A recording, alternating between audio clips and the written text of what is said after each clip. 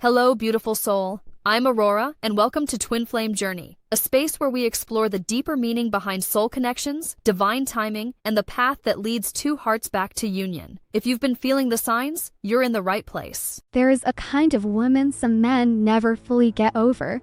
Not because she was perfect. Not because she was the most beautiful. Not even because the relationship was extraordinary. Sometimes it wasn't even a relationship.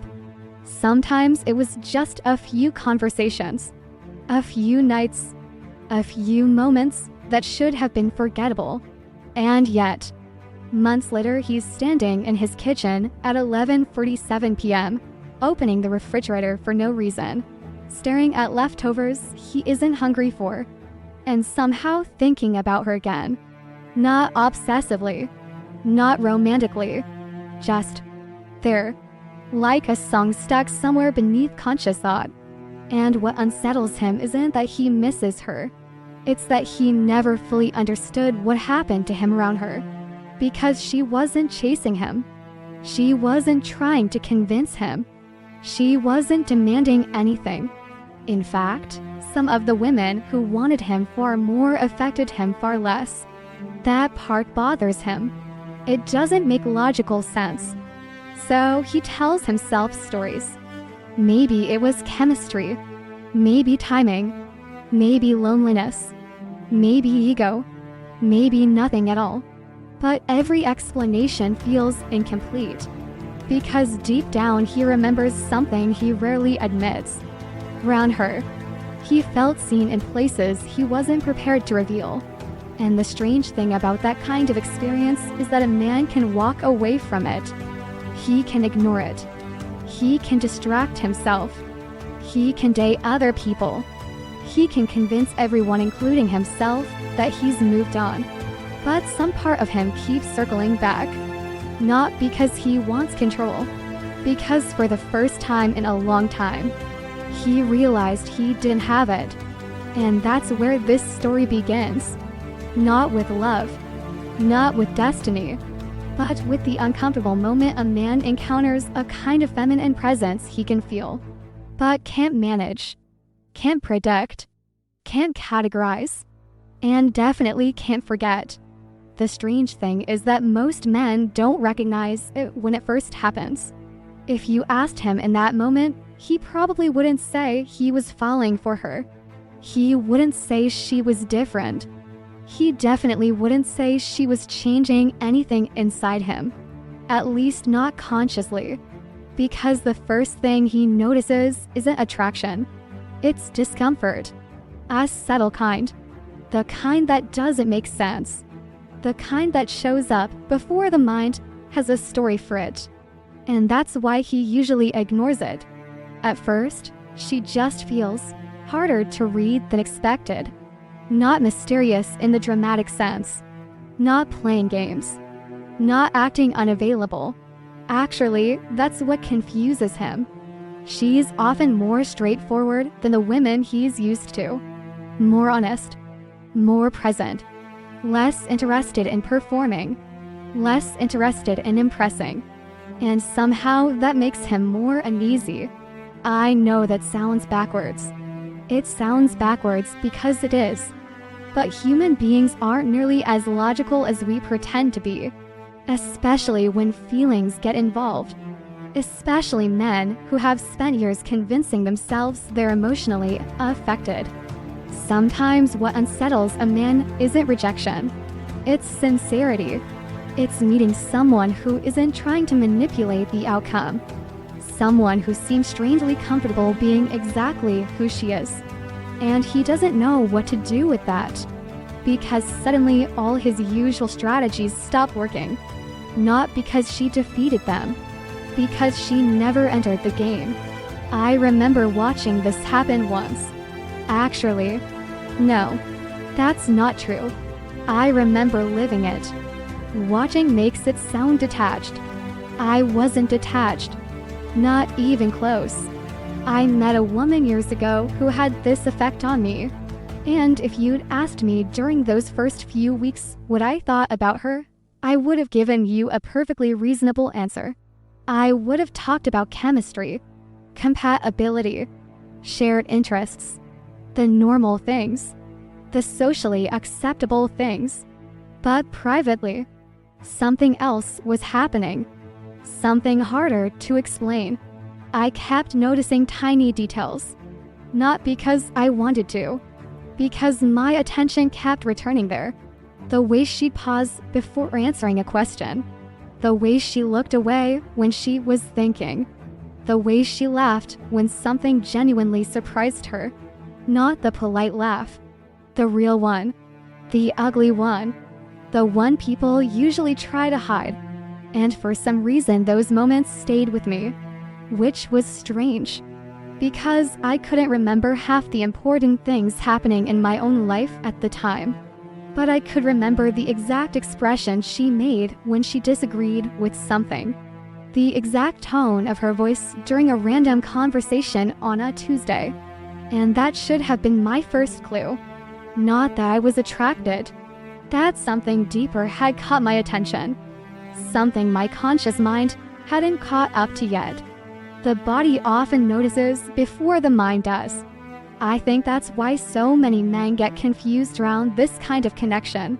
Their behavior changes before their explanations do. You'll see it in little things, tiny things, embarrassingly small things. He checks his phone more often, then gets annoyed at himself for checking. He starts responding faster than usual, then deliberately waits longer because he doesn't want to look too interested. He replays conversations afterward, not because he's obsessed, because something feels unfinished, like he missed part of what was actually happening. So his brain keeps reviewing the footage, looking for clues, looking for certainty, looking for control. And certainty never arrives, because what he's experiencing isn't intellectual, it's emotional. And emotional experiences don't always make sense in real time. I think that's where people misunderstand men sometimes.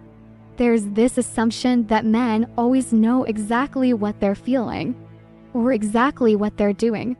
A lot of the time they don't. A lot of the time they're reacting, managing, containing, avoiding, trying to stay ahead of emotions they don't fully understand. And when a woman carries this particular energy, not loud, not aggressive, just deeply grounded in herself, it creates a strange kind of pressure. Not external pressure, internal pressure. The pressure of becoming aware of yourself. That's what people miss. She isn't forcing anything. She's not demanding vulnerability. She's not asking him to reveal his deepest wounds. Half the time she's just existing. And somehow that's enough. I remember one evening sitting in my car after seeing her. Nothing dramatic had happened. No life-changing conversation. No declaration. No romantic movie scene. We'd talked. We'd laughed.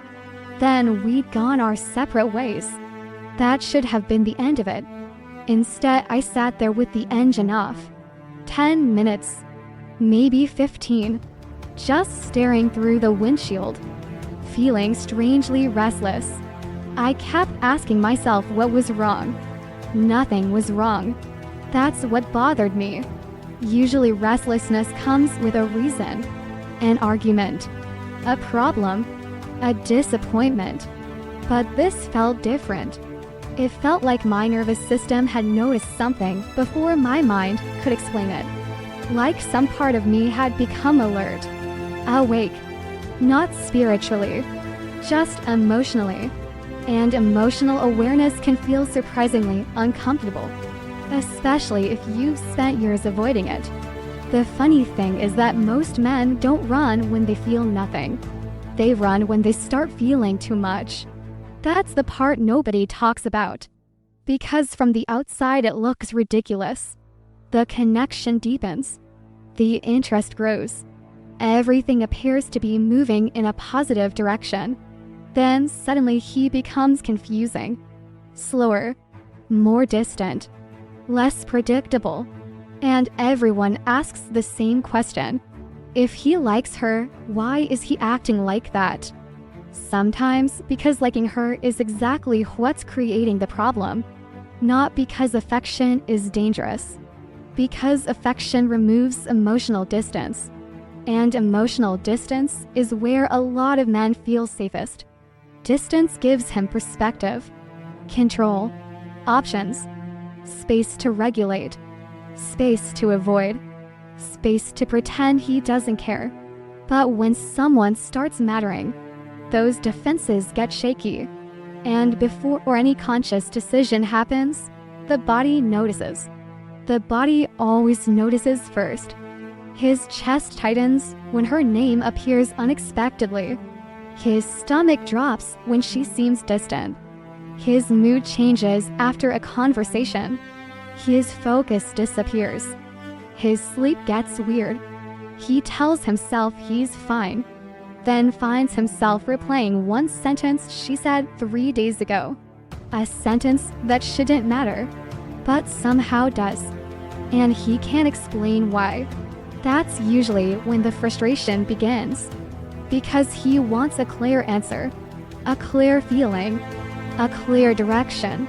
Instead, he gets emotional static, confusion, contradiction, a growing awareness that something inside him is moving, something he doesn't entirely control. And control matters more to some men than they realize, especially the ones who appear calm, the composed ones, the capable ones, the ones everyone describes as emotionally stable. Sometimes those are the people most uncomfortable with uncertainty, because they've built entire identities around being in charge of themselves. Then one person walks into their life and suddenly they're staring at a text message for 20 minutes wondering why their heart rate changed. It's humbling. Honestly, it's a little embarrassing. And maybe that's part of what people mean when they talk about dark feminine energy. Not manipulation, not seduction, not power games. The real thing feels much quieter, much harder to describe. It's the experience of encountering someone who makes self-awareness unavoidable. Someone whose presence somehow exposes the places where you've been hiding from yourself. Not intentionally, not maliciously, just naturally. And that's why the first thing he feels isn't attraction. Attraction is easier. Attraction has rules. Attraction is familiar. This is something else. Something more disorienting. Something he can't immediately categorize. Which means he can't immediately control it. And for a while, that bothers him more than he'll ever admit. Because long before he misses her, long before he thinks about losing her, long before he understands what she means to him, there's a quieter moment, a smaller moment, the moment where he realizes he feels different around her. Not better, not worse, just different. And if he's honest, that's the moment the entire story actually begins. The strange thing is that nobody warns men about this part. People talk about attraction. They talk about chemistry. They talk about excitement. They talk about desire. But almost nobody talks about self-consciousness. The uncomfortable kind. The kind that sneaks up on a man who normally feels confident in his own skin. The kind that makes him walk away from a conversation and suddenly wonder if he sounded stupid. Not because she criticized him, because she didn't. That's what makes it so confusing. She's not attacking his confidence. She's exposing how much of that confidence depends on not being truly seen. And those are very different things. A lot of men move through life feeling relatively secure because most interactions stay on this surface. You talk, you joke, you flirt, you perform. Everyone leaves with the version of you that you've chosen to show. Nothing wrong with that. It's human. We all do it. But then sometimes someone arrives who pays attention differently. Not intensely, not obsessively, just accurately. And accurate attention can feel surprisingly intimate. I remember a conversation years ago. One of those conversations that should have been forgettable. We were sitting outside a small restaurant after dinner. Nothing romantic was happening, at least not obviously. Cars were passing. Somebody was laughing across the street. The smell of grilled food was still hanging in the air. It was an ordinary evening. That's probably why I remember it. Because what happened was so small. I made a joke. Everyone laughed, including her. Then a few minutes later, she said something that completely threw me off. Not because it was profound, because it was specific. She looked at me and said, "You joke whenever you're about to talk about something real." That was it. One sentence. Simple. Casual. She wasn't accusing me. She wasn't analyzing me. She wasn't trying to expose me. In fact, she said it almost absent-mindedly, like she had simply noticed something. And I remember laughing immediately, because that's what I always did. Laugh first, deflect second, move on quickly. But inside, I felt something tighten, because she wasn't wrong. And somehow that felt more vulnerable than if she had been. That's one of the strange realities of these connections. The discomfort doesn't come from being misunderstood. It comes from being understood, or at least partially understood. Enough to make him aware of himself. Enough to make him lose his footing for a second. And men don't always know what to do with that feeling, especially if they're used to being perceived in a certain way. The funny guy, the confident guy, the calm guy, the independent guy, the guy who has everything figured out. Those identities become comfortable after a while. They're familiar, predictable, safe. Then someone starts noticing the things underneath them. Not because she's searching, because they're visible. Visible in the pauses, visible in the contradictions, visible in the moments where his behavior and his words don't match. And suddenly he's becoming aware of things he'd rather not think about. That's where the self-consciousness begins. Not with her, with himself. That's an important distinction, because from the outside it often looks like she's making him nervous. Maybe she is, partially, but more often she's making him aware. And awareness is uncomfortable, sometimes brutally uncomfortable, especially when it arrives unexpectedly. You can see it in the smallest behaviors. He starts editing himself, not intentionally, automatically. He types a message, deletes it, types another version, deletes that too, reads the conversation twice before responding, then sends something shorter than what he actually wanted to say.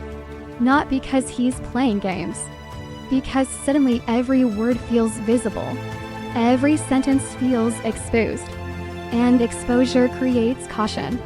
I remember sitting in my apartment one night staring at a text message for almost 15 minutes. 15 minutes. A grown man, looking at a phone, overthinking a simple response. And the ridiculous part, I knew I was overthinking. I was aware of it while it was happening, which somehow made it worse. Part of me was saying, just send the message. Another part was saying, don't make it obvious. Obvious. That you care. I do care. Exactly. It's funny now. Embarrassing, honestly. But that's how these internal conversations happen. Not elegantly. Not poetically. Missily. Like a room full of conflicting opinions all speaking at once. And that's often what people miss. Self-consciousness isn't confidence disappearing. It's confidence colliding with vulnerability. Those aren't the same thing. A man can be successful, capable, socially skilled, and still become strangely awkward around someone who matters, especially when he doesn't fully understand why she matters. That's another important piece. At this stage, he usually doesn't have answers yet. He just has reactions. His body reacts. His thoughts react. His behavior reacts. And he's left trying to reverse engineer what happened afterward. Sometimes the reaction shows up physically. His heartbeat changes. His breathing gets shallow. His focus disappears. He forgets what he was about to say. Not because she's intimidating, because his nervous system is suddenly treating the interaction as important. And importance changes everything. Most people don't realize how much confidence depends on emotional stakes. If nothing matters, confidence is easy. If the outcome doesn't affect you, confidence is easy. But once something starts mattering, everything changes. Now there is something to lose. Now there is uncertainty. Now there is risk. And risk creates self-awareness. I think that's why some men suddenly become quieter around certain women. People assume they're losing interest. Sometimes the opposite is true. Sometimes they're becoming too aware of how they sound, too aware of how they appear, too aware of how much they suddenly care about the interaction. And caring creates pressure. Pressure creates hesitation. Hesitation creates awkwardness. Then awkwardness creates even more self-consciousness. It's a loop, a frustrating loop. One he often hides surprisingly well, because outwardly he may still appear composed. That's the tricky part. Most emotional experiences happen internally first. The outside rarely tells the whole story. He might look calm while mentally replaying every detail. He might seem distant while thinking about her constantly. He might appear ineffective while secretly wondering why one conversation has occupied his thoughts all day. Human beings are contradictory like that, especially men who have learned to keep emotional experiences private. And then there are the moments that catch him completely off guard. Those moments are usually the most revealing. A random compliment, a thoughtful observation, a look he wasn't expecting. Something small, something almost insignificant, yet it stays with him. Days later, weeks later, long after it should have disappeared. I remember once she told me something I still think about years later. We had been talking about work. Nothing emotional, nothing personal. Then she looked at me and said, "You always act like you're carrying everything by yourself." That was it. No lecture, no deeper conversation. She changed the subject immediately afterward. But I carried that sentence home. I carried it into the shower, into bed, into the next week, because it touched something I rarely admitted. Not publicly, not privately, maybe not even to myself. That's what this kind of feminine presence often does. It shines light on emotional realities he has learned to work around. Not because she intends to, because she notices what others overlook. And being noticed changes him, even if he never says it. Especially if he never says it. The irony is that part of him enjoys it. That's the contradiction. Part of him feels relief. Relief at not having to perform constantly. Relief at not having to maintain the image. Relief at being seen beyond the surface. But another part feels exposed. And exposure creates fear. Not dramatic fear. Subtle fear. The kind that sounds like, what if she sees more? What if she notices the parts I don't even understand myself? What if I can't stay in control of this? Those questions usually remain unspoken. Sometimes even unconscious. Yet they influence everything. His responses, his distance, his inconsistency, his sudden shifts in energy, even his silence. Because silence often hides uncertainty, and uncertainty is growing inside him. Not because she has done something wrong, not because he's weak, but because self-awareness is rarely comfortable, especially when it arrives through another person. There comes a point where he realizes something strange. He's not just paying attention to her anymore. He's paying attention to himself around her, the version of himself that emerges, the reactions, the emotions, the vulnerabilities, the contradictions. And that's where things become difficult.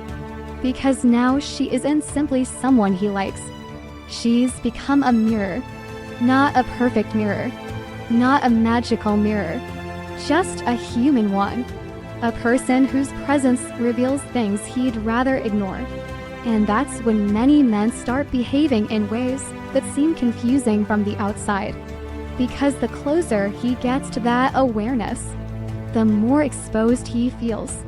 And the more exposed he feels, the more he starts wondering whether he should step closer or quietly take a step back. The problem is that by then, part of him already knows something.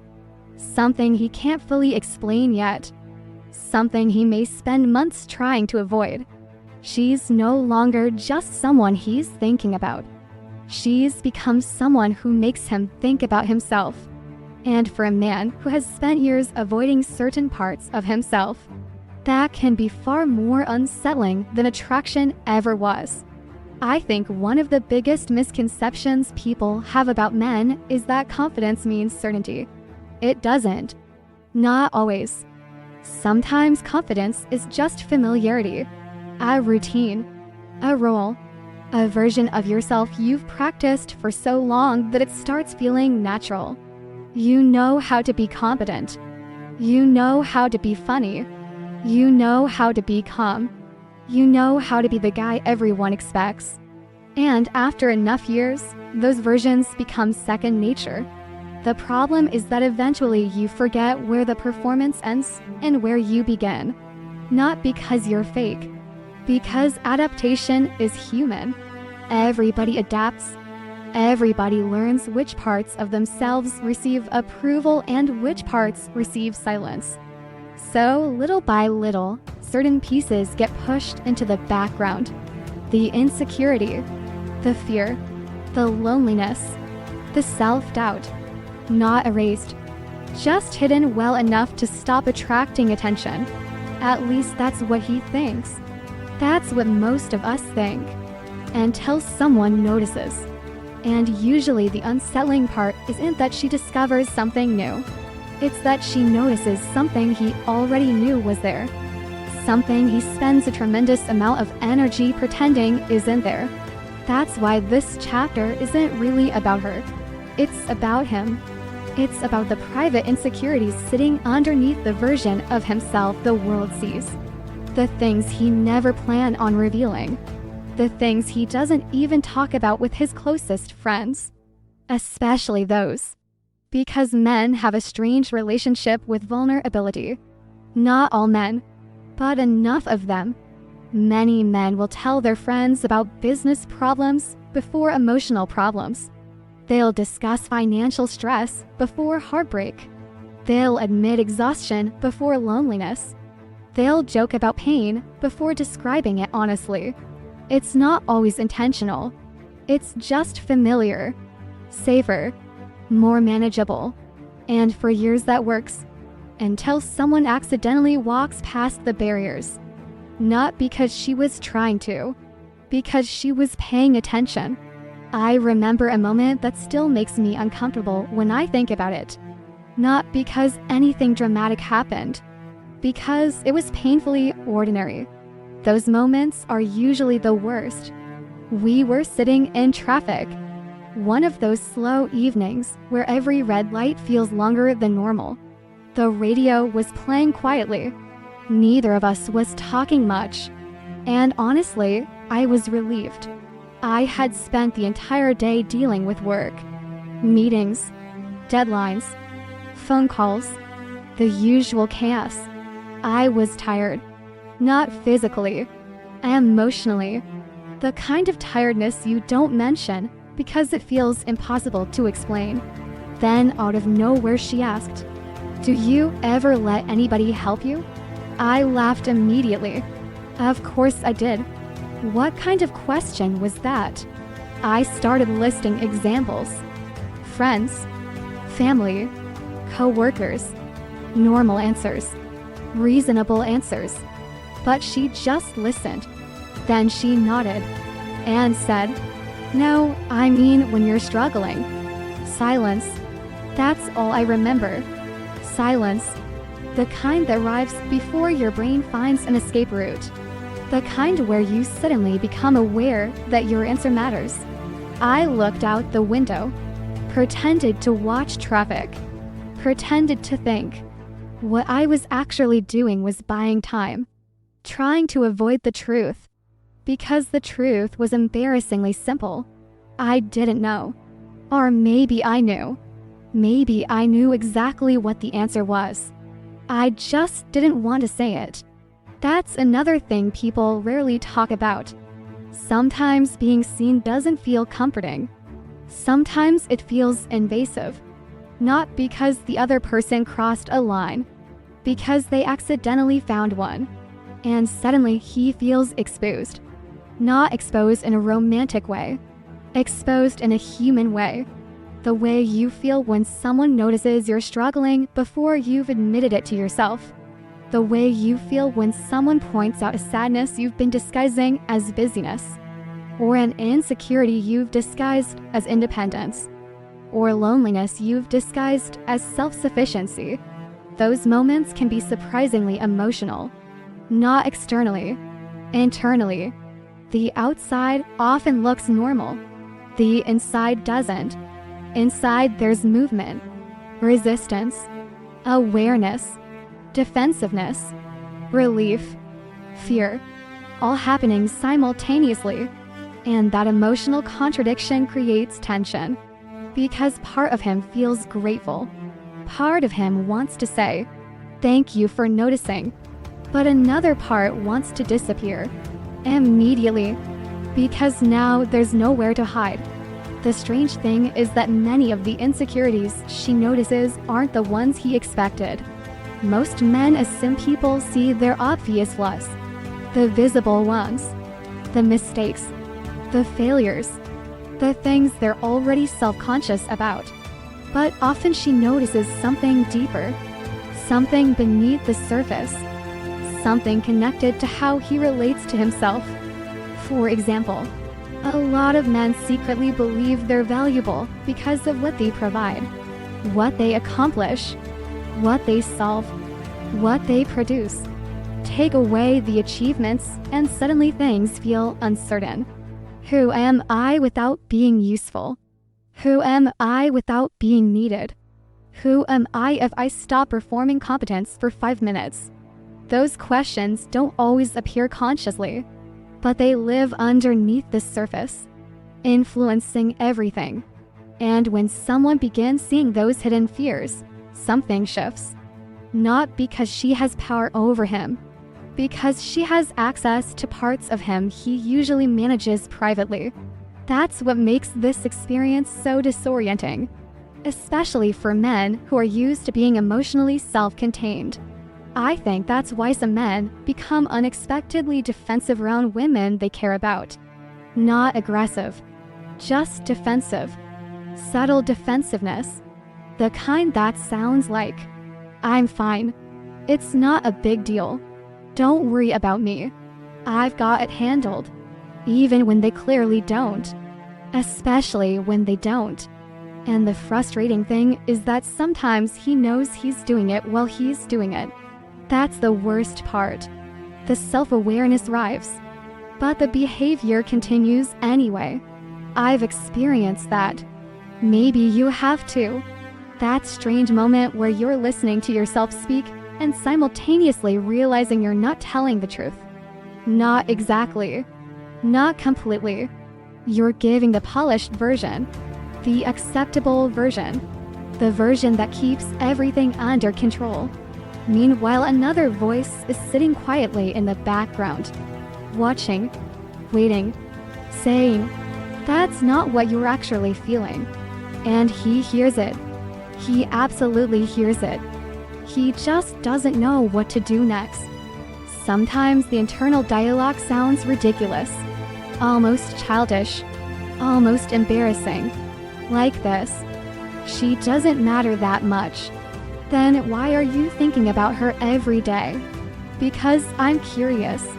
That's all. That's all." "No." "Okay." But even then he keeps pretending. Not because he's manipulative. Because honesty creates consequences. And consequences create vulnerability. That's where things become complicated. Because the more she sees him clearly, the harder it becomes to maintain old stories. The stories he tells himself. The stories that protect him. The stories that keep uncomfortable truths at a distance. Stories like, "I don't need anyone. I'm fine on my own. Nothing really affects me. I'll be okay no matter what." Some of those stories contain truth. Some don't. Most contain both. That's what makes them convincing. But then she enters the picture, and somehow those stories stop fitting as comfortably as they once did. Not because she argues with them, because reality starts arguing with them. His reactions start arguing with them. His emotions start arguing with them. The fact that he cares starts arguing with them. And that's difficult, because now he's facing something most people try to avoid: contradiction. The contradiction between who he thinks he is and what he's actually experiencing. The contradiction between strength and softness, independence and longing, control and vulnerability. Those contradictions aren't easy to sit with, especially for someone who values certainty. So he starts noticing something, not about her, about himself. He starts noticing how much effort it takes to maintain emotional distance, how much effort it takes to appear unaffected, how much effort it takes to keep pretending he doesn't care. And effort creates awareness. Awareness creates discomfort. Discomfort creates choices. That's where the real tension begins. Because once he becomes aware of what she's seeing, he has two options. He can move closer to the truth, or he can move away from the person reflecting it back to him. And here's the painful part. A lot of men choose distance before they choose honesty. Not because they don't care. Sometimes because they care too much. Distance feels easier. Distance creates relief. Temporary relief. The kind that comes from avoiding something difficult. But avoidance has a cost. Because eventually he discovers something. The things she saw didn't disappear when she left the room. The insecurities stayed. The fears stayed. The loneliness stayed. The questions stayed. And now he can't pretend he never noticed them. That's why these connections affect people so deeply. Not because another person changes who they are. Because another person reveals who they've been all along. And once certain truths become visible, they're very difficult to unsee. That's the uncomfortable reality he begins facing here. Not that she understands him perfectly. No human being does. Not that she's magical. Not that she's special in some mystical sense. It's simpler than that. And maybe harder. She noticed the parts of him he thought nobody could see. The exhausted parts. The insecure parts. The guarded parts. The lonely parts. The hopeful parts. The frightened parts. The parts that still wanted connection while pretending they didn't. And now, every time he looks at her, he feels a little exposed. Not because she's judging him, because she reminds him of something he was trying to forget. That beneath all the confidence, all the competence, all the control, he's still human. And for reasons he can't fully explain yet. That realization terrifies him far more than rejection ever could. This is usually the chapter everyone misunderstands, including him, especially him, because from the outside, it makes absolutely no sense. The connection is growing. The conversations are getting deeper. The comfort is increasing.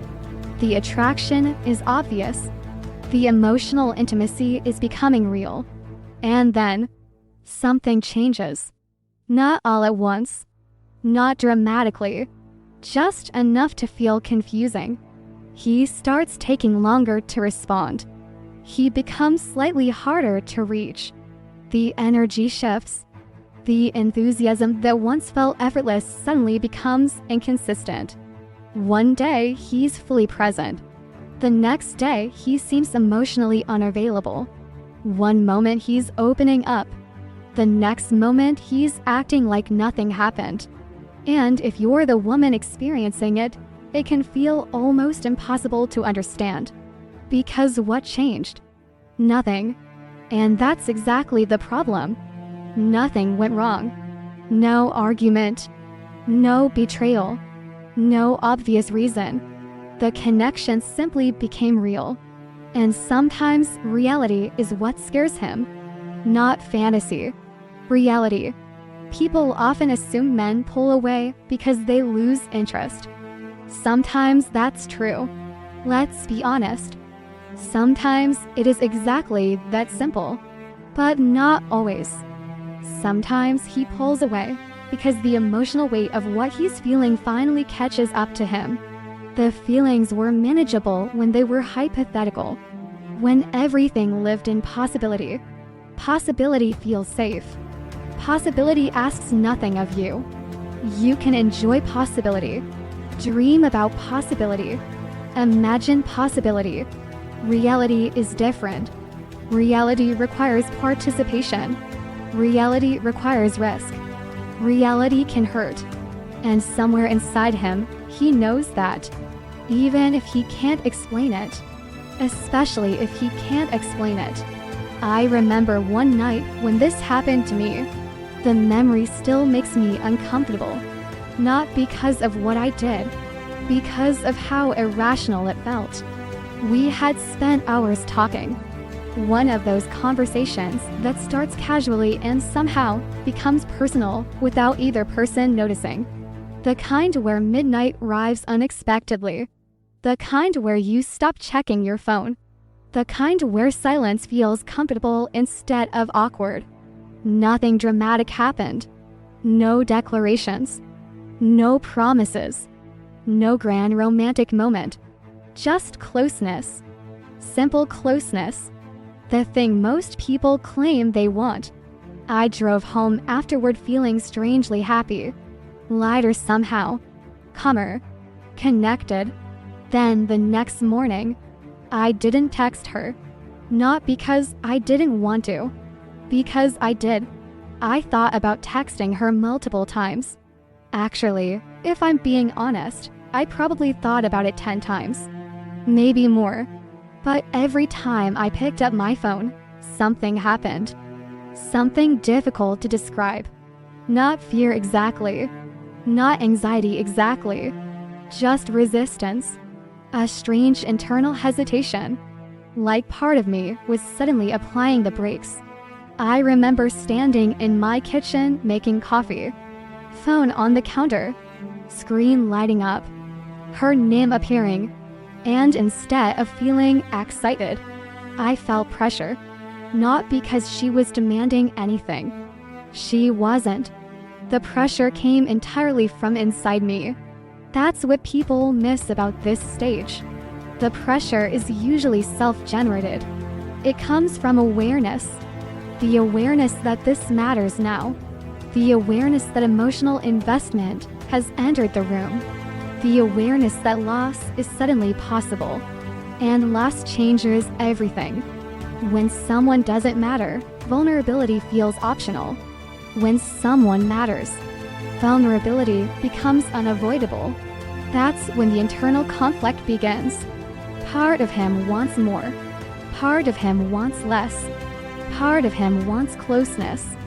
Part of him wants distance. and both parts feel equally real. That's what makes this experience so confusing. Because he's not lying when he says he cares. And he's not lying when he says he needs space. The contradiction itself is genuine. Human beings are capable of wanting opposite things simultaneously, especially when emotions are involved, especially when intimacy starts becoming real. The internal conversation often sounds ridiculous. Something like this: I miss her. Then call her. No. Why? I don't know. You literally miss her. I know. So call. Not yet. What are you waiting for? Silence.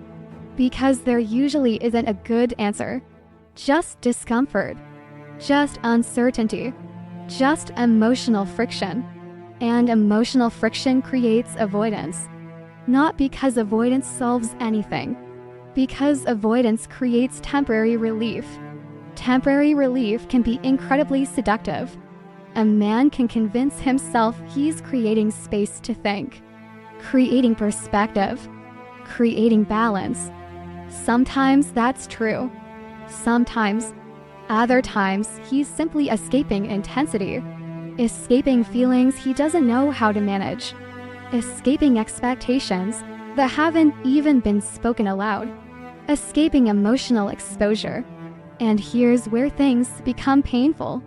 Because while he's creating distance externally, he's often becoming more attached internally. That's the irony nobody talks about. People imagine pulling away means forgetting. Sometimes it means obsessing quietly. Sometimes it means thinking about her constantly while appearing completely indifferent. I've watched men do this. I've been that man. The phone stays silent. The mind doesn't. He checks her profile, doesn't interact, reads old messages, doesn't send new ones, starts conversations in his head, never has them in real life. The connection becomes invisible to everyone except him, and maybe her, because she can feel the change. Women are often blamed for noticing energy shifts. But honestly, most of the time they're right. Something changed. He knows it changed too. The difference is that he understands the reason even less than she does. Because from his perspective, he's trying to solve a problem he can't define. He feels overwhelmed, but doesn't know why. He feels pressured, but nobody is pressuring him. He feels trapped despite having complete freedom. It's emotionally confusing, which means he starts reaching for familiar coping mechanisms. Work, distractions, friends, the gym, projects, anything that restores a sense of control. I remember cleaning my entire apartment once after a conversation with someone I cared about. Not because it needed cleaning, because I couldn't settle down. I organized drawers, folded clothes, rearranged bookshelves, spent 2 hours doing tasks I had ignored for months. And halfway through, I realized what was happening. I wasn't cleaning. I was regulating, trying to manage emotional energy that suddenly had nowhere to go. That's the reality many men never admit. Sometimes after intimacy, they become colder. Not because intimacy meant nothing, because it meant too much. And now they're trying to regain equilibrium, trying to feel normal again, trying to feel like themselves again. The problem is that themselves has already changed. The connection changed something. Not permanently, not dramatically, but enough. Enough to create awareness. Enough to create attachment. Enough to create fear. Fear is an interesting thing. People imagine fear as panic. Most fear looks much quieter. It looks like procrastination, delayed responses, mixed signals, overthinking, creating unnecessary complications, pretending confusion where clarity already exists.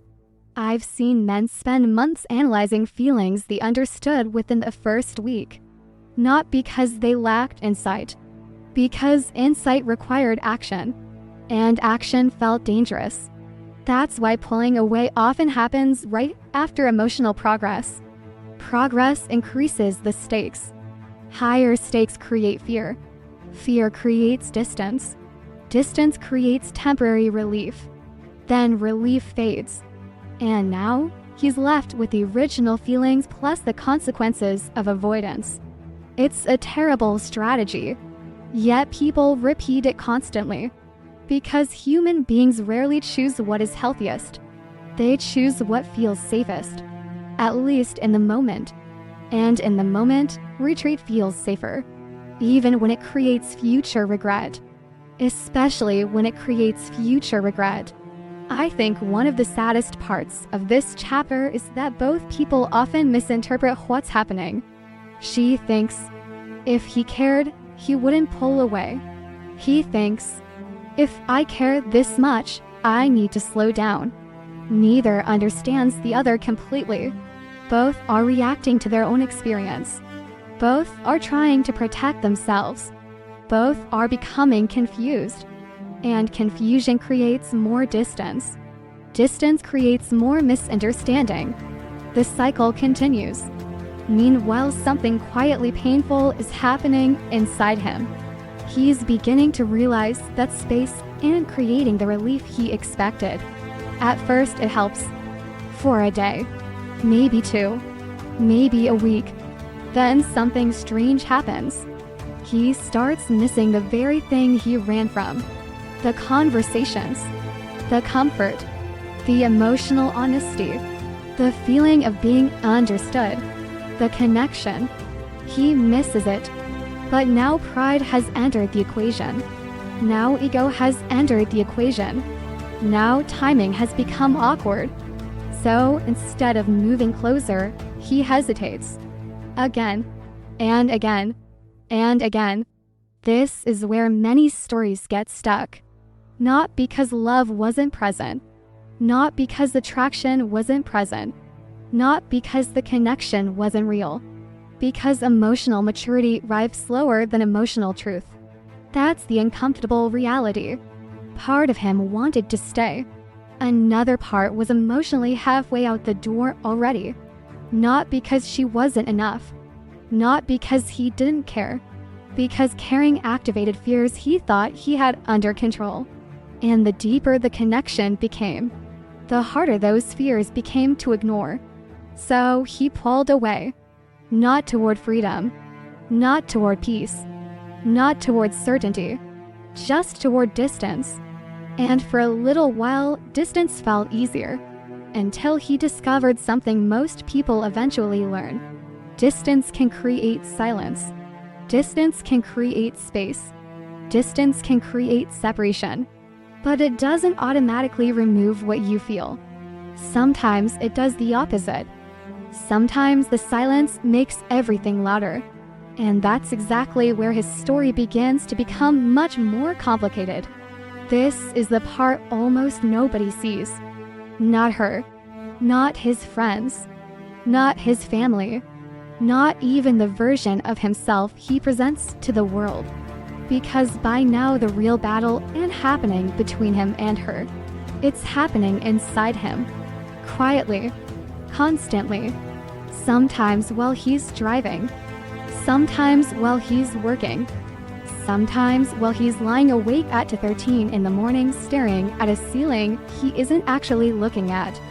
The strange thing about internal conflict is that it rarely sounds profound. Movies make it seem dramatic. Life doesn't. Real internal conflict sounds messy, repetitive, exhausting. It sounds like someone having the same argument with themselves for weeks, maybe months, and somehow never reaching a conclusion.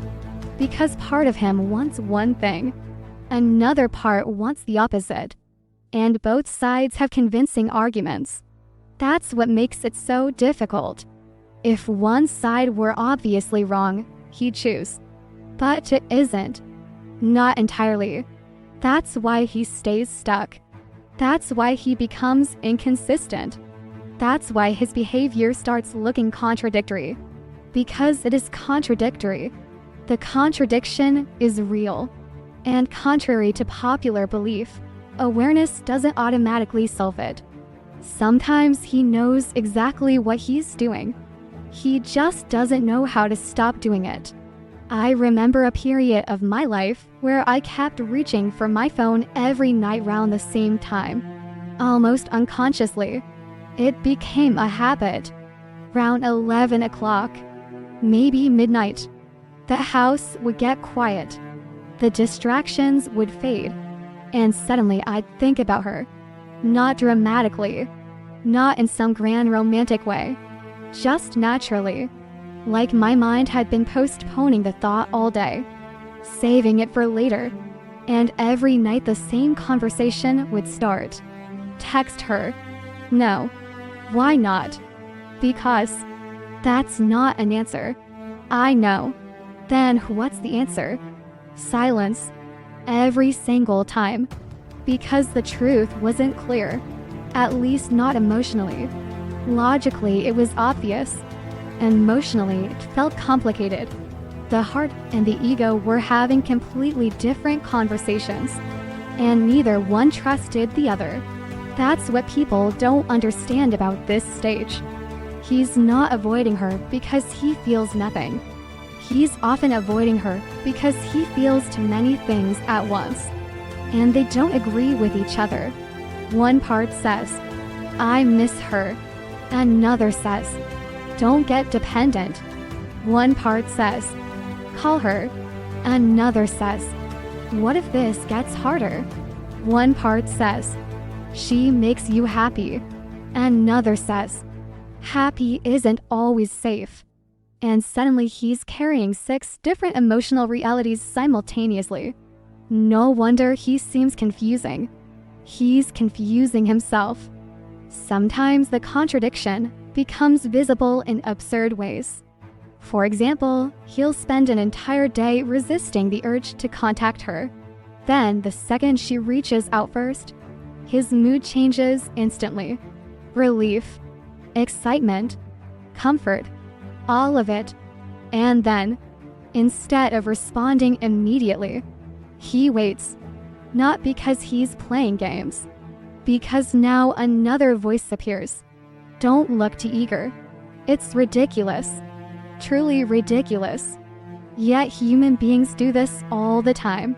Especially when vulnerability enters the equation. Especially when pride gets involved. Because pride often disguises itself as self-protection. He tells himself he's maintaining boundaries.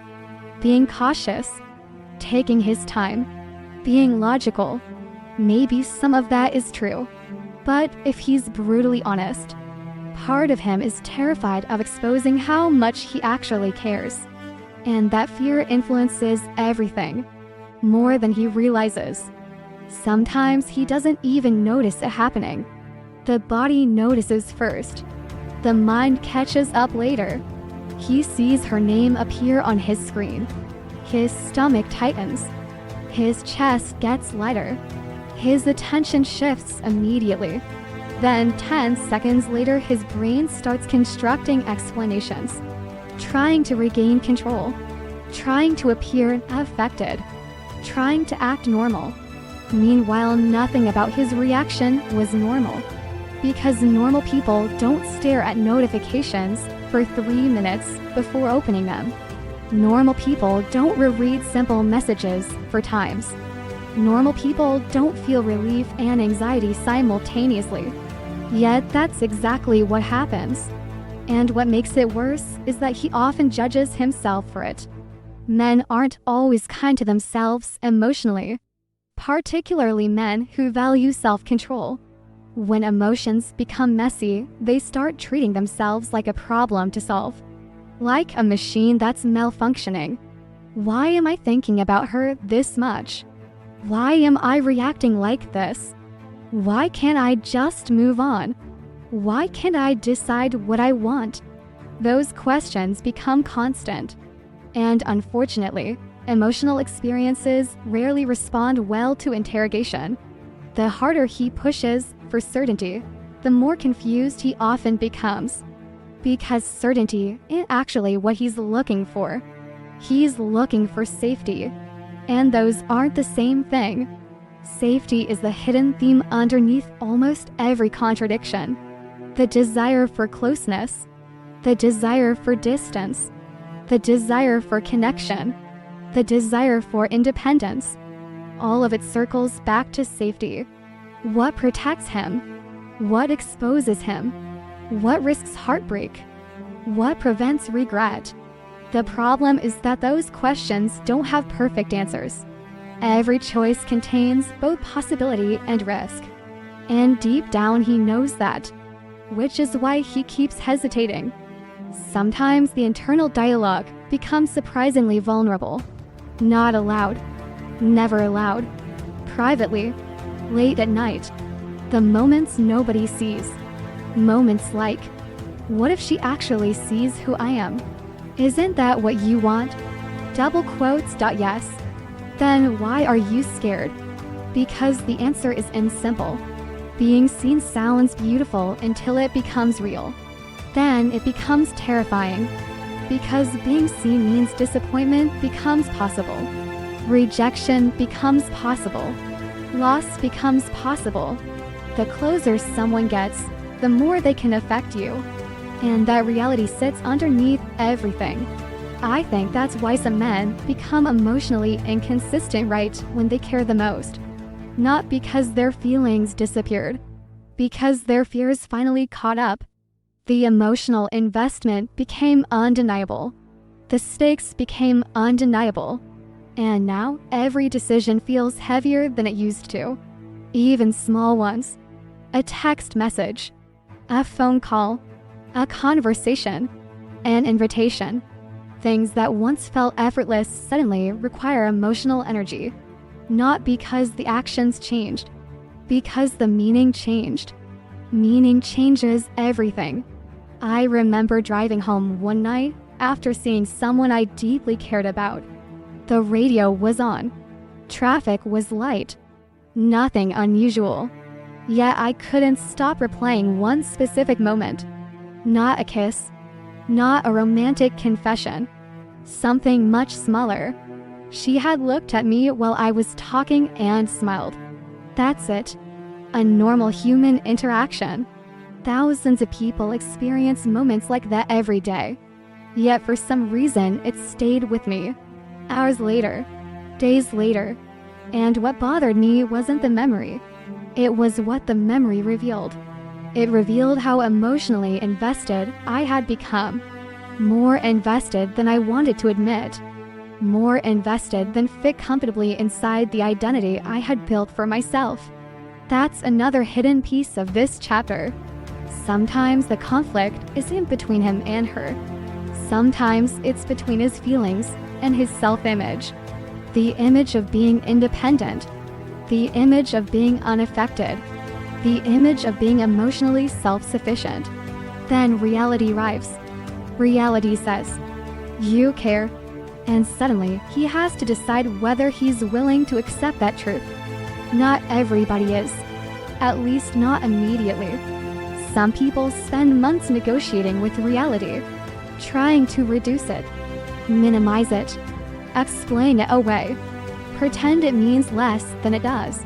I've watched men do this repeatedly. I just enjoy talking to her. Okay, then why are you checking your phone every 10 minutes? She's just interesting.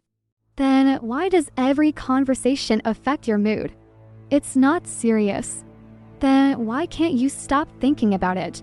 At some point, the explanations stop matching the evidence. At some point, emotional honesty becomes unavoidable. But that doesn't mean it arrives quickly. Sometimes it arrives painfully slowly. And while he's avoiding clarity, another emotion begins growing quietly beneath everything else. Regret. Not full regret. Not yet.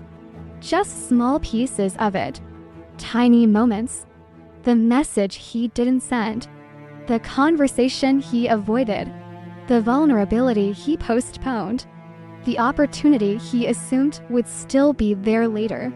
Regret rarely arrives all at once. It accumulates like dust, small particles settling over time, barely noticeable until one day there's enough to see. And that's where this internal war becomes truly exhausting. Because now he's carrying two pains simultaneously. The pain of moving closer and the pain of staying away. Neither option feels comfortable. Neither option feels safe. Which means he remains suspended between them.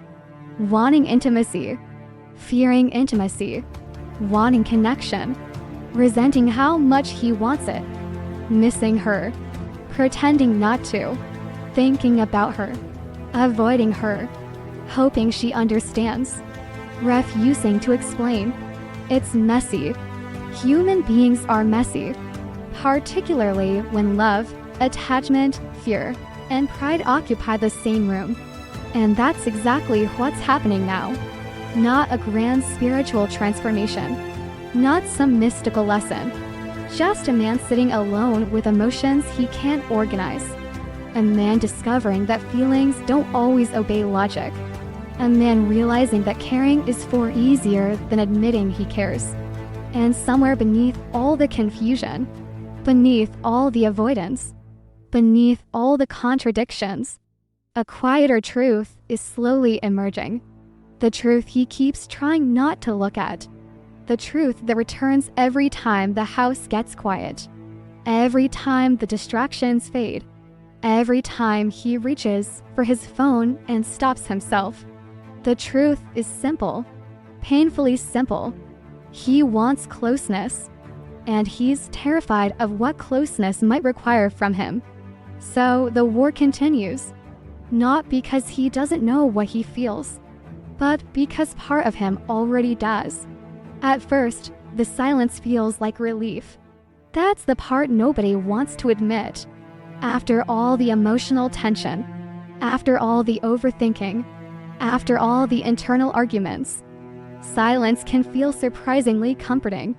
No difficult conversations, no emotional uncertainty, no waiting for messages, no wondering where things are going. Just space, just quiet, just him again, or at least that's what he tells himself. For a few days, maybe a week if he's lucky. Then something strange starts happening. The silence doesn't stay empty. It fills itself with memories, with questions, with unfinished conversations, with moments he thought he had already moved past. That's the irony of distance.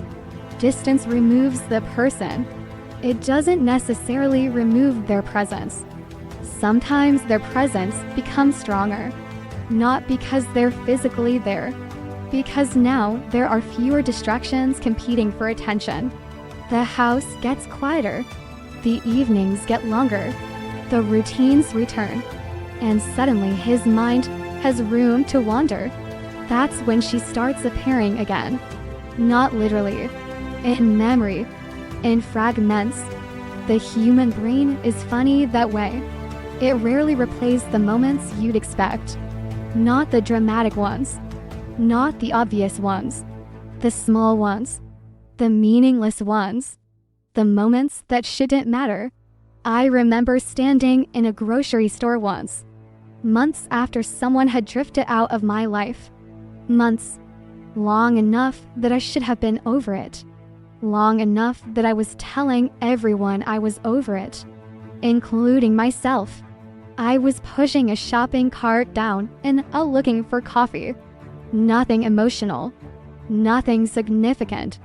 Then I saw a particular brand, and suddenly I remembered a conversation. Not an important conversation, a stupid conversation.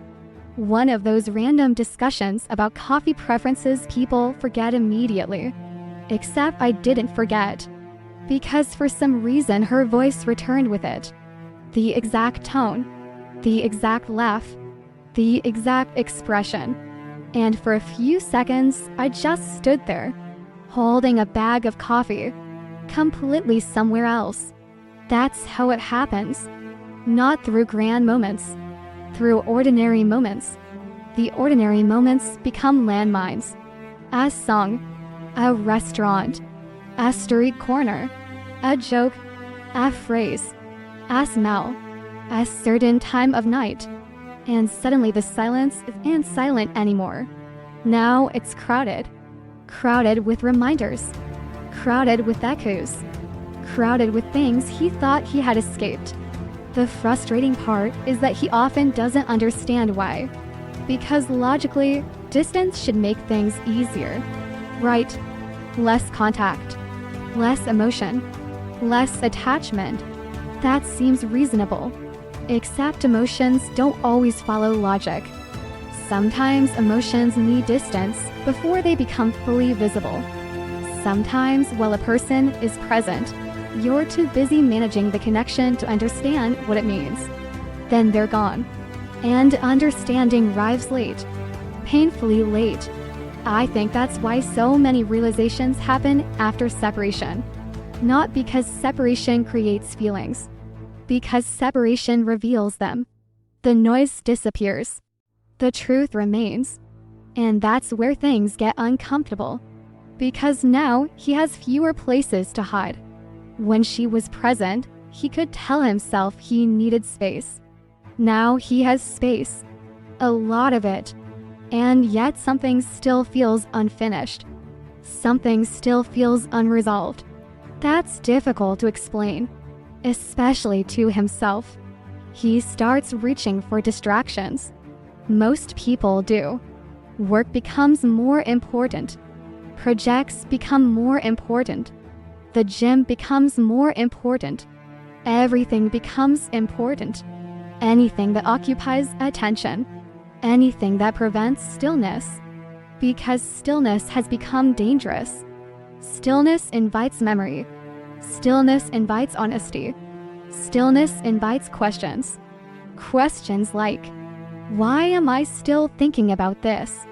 Or, if I wanted distance so badly, why does this feel worse? Or, what exactly am I missing?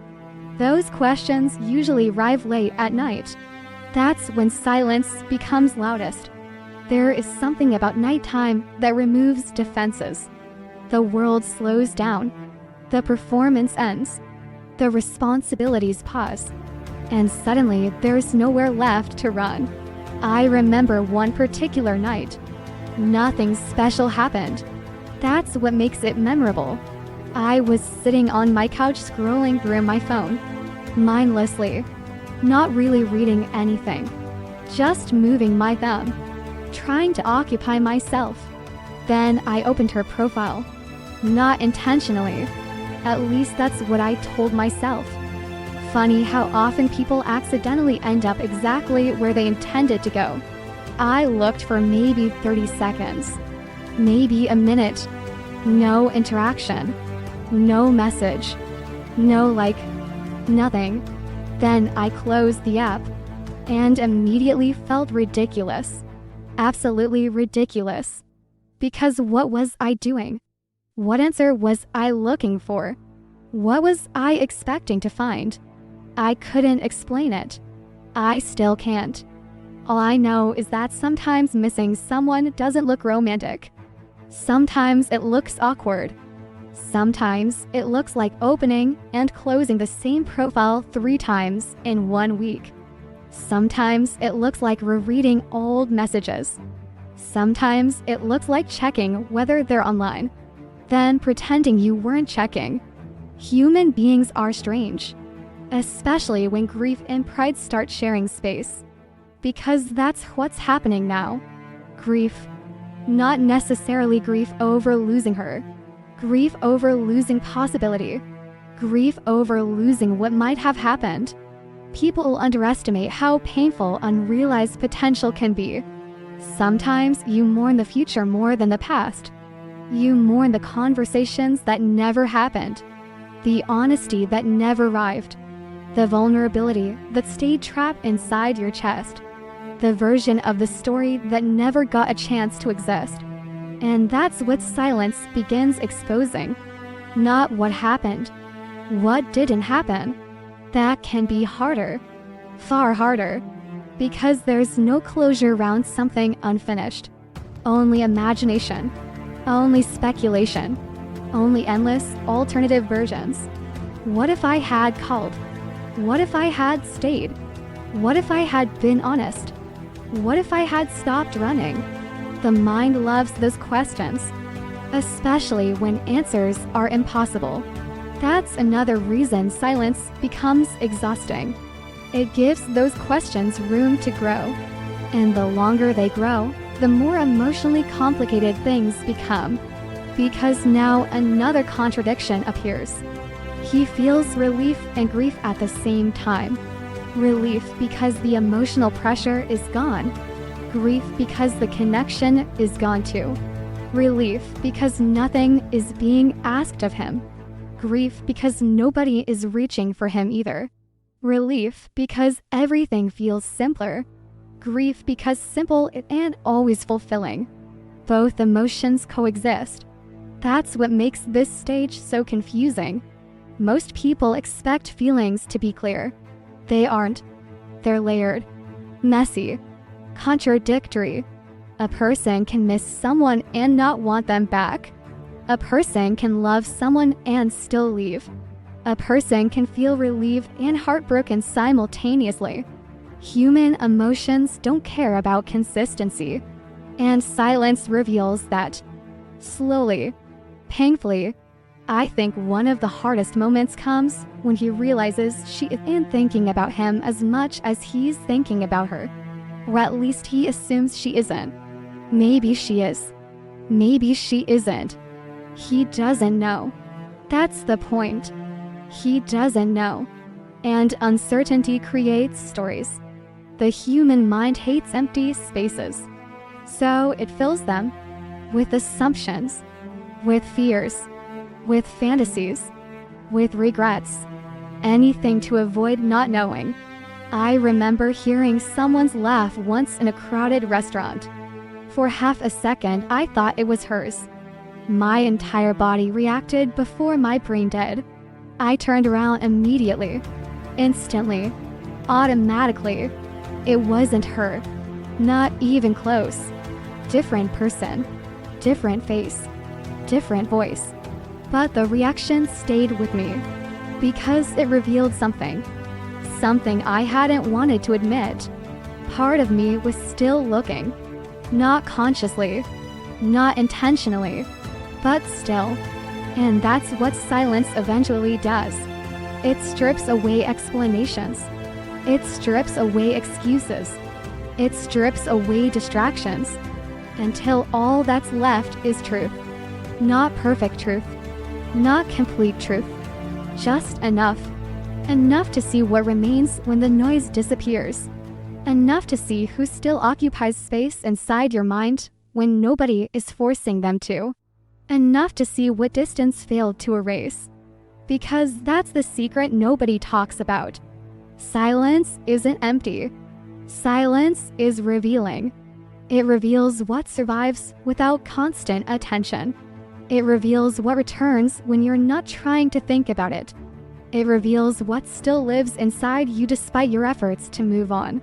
And for him, that's becoming increasingly difficult to ignore. The messages aren't arriving anymore. The conversations have stopped. The connection exists mostly in memory now. Yet somehow, she keeps showing up. In grocery stores, in traffic lights, in songs, in late-night thoughts, in random moments between ordinary life. Not because he's obsessed, not because he's broken, not because fate is sending signs. Something much simpler, much more human. The silence finally gave him enough room to hear what he was feeling all along. And unfortunately for him, the silence is only getting louder. At some point, life keeps moving, at least on the outside. That's one of the strangest parts. The world doesn't pause because you're emotionally confused. Bills still need to be paid. Meetings still happen. Friends still call. People still ask how you're doing. And eventually, whether he's ready or not, new people enter the picture. New conversations, new dates, new possibilities. The normal progression of life. At least that's what it looks like. And for a while, he genuinely believes this will solve everything. Maybe this is what he needs.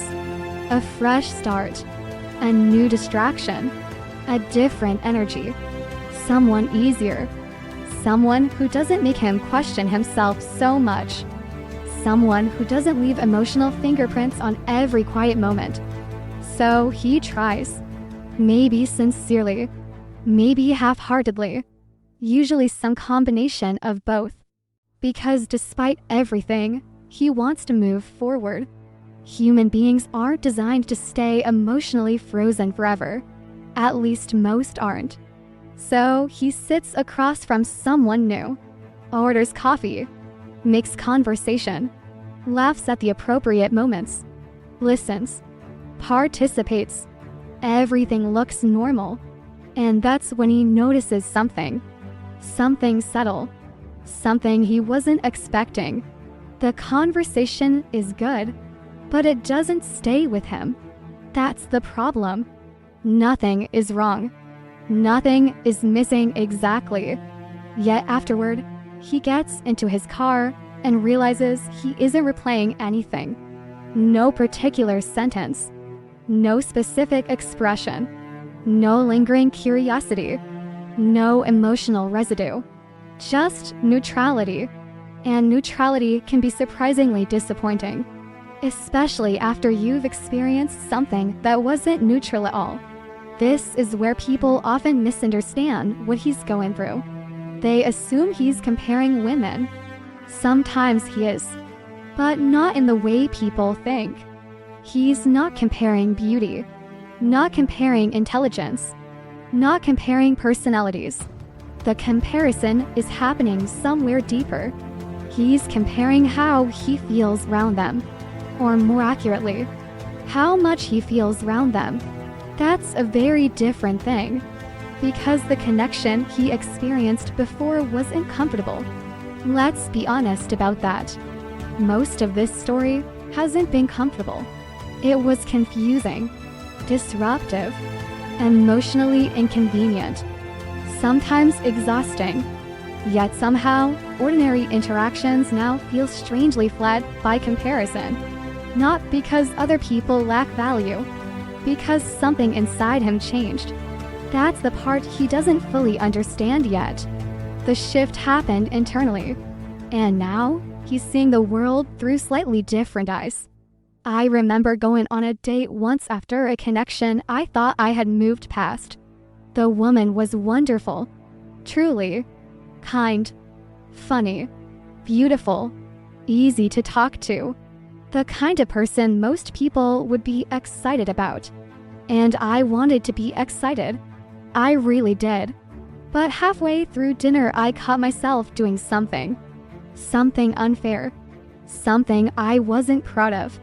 I wasn't paying attention to the woman sitting across from me. I was paying attention to the absence of someone else. Not consciously, not intentionally, just enough to notice, just enough to feel guilty, because she deserved my attention. And yet part of my mind kept drifting, not toward a person exactly, toward a feeling, toward a type of emotional experience that wasn't present. That's what makes this stage so complicated. He's not necessarily missing her. He's missing what happened inside him around her. Those aren't always the same thing. People often assume we miss people. Sometimes we miss versions of ourselves. The version that felt alive. The version that felt challenged. The version that felt emotionally awake. The version that couldn't hide behind routine. And once you've met that version of yourself, ordinary interactions start feeling different. Not worse. Just different, less intense, less revealing, less emotionally dangerous. And part of him likes that. That's another contradiction. Part of him enjoys the simplicity, the predictability, The lack of emotional chaos. No overthinking. No late night spirals. No staring at the ceiling replaying conversations. No wondering what a text message means. Life becomes easier, more manageable.